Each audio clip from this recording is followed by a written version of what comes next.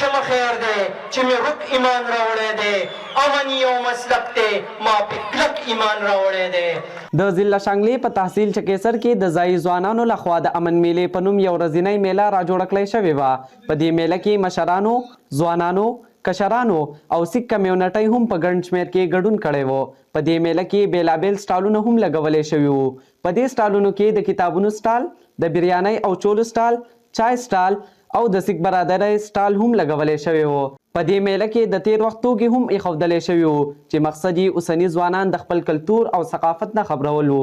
د سیک برادرۍ سره تعلق لرونکی د چکیسر اوسیدونکی وایي د ډېرې خوشحالۍ خبره ده چې په چکیسر کې امن میله ده او په دې کې سیکان کوم چې د 150 سال نه د خلکو سره ناست دي موږ له دعوت راکړی او موږ حاضر یو څومره زمونږ غم خالي زمونږ خوشحالي افغان ټول یو ځای دی نو څومره موږ هم نن په دې امن میله کې وو.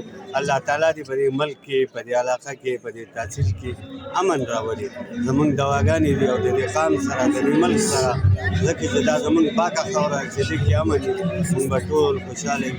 د چکیسر یو ځایي ځوان وایي چې د دې میلې د راجوړولو یوازینی مقصد صرف او صرف دا دی چې موږ نړۍ ته وښایو چې د چکیسر خلک هم امن خوښونکي دي او امن غواړي. امن میله به د چکیسر د کشرانو دپاره د چکیسر د موجوده نسل دپاره د خوشحالۍ او د امن پیغام راوړي او انشاءالله زما یقین دی چې زمونږ دا کشرانی نو انشاءالله په چکیسر کې به امن وي په چکیسر کې به خوشحالي ځکه چې د امن دویم نوم ترقي ده. په دې میله کې د ماښام نه وروستو د شعر و شاعرۍ د ژوندۍ موسیقۍ بنډارونه هم راغونډ کړی شوي وو.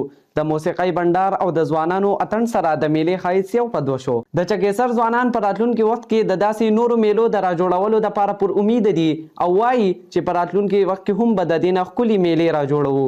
دوی پیغام د امن ورکړ دی د ورورولۍ ورکړی دی او د مینې او د خلوص ورکړی دی او زه به خپلو ځوانانو ته وایم چې د دې نه زده کړه وکړئ بله پیره هم دا ایونټ کیږي بیا به کیږي. د موسیقۍ په ښکلي بنډار دغه یو ورځنۍ میله سرته ورسېده چې راغلو خلکو دغه میله ګټور وګرځوله او په راتلونکي وخت کې د داسې میلو د راجوړولو خواهش ظاهر کړو. سنو پښتونخوا، چکیسر، ضلع شانګله.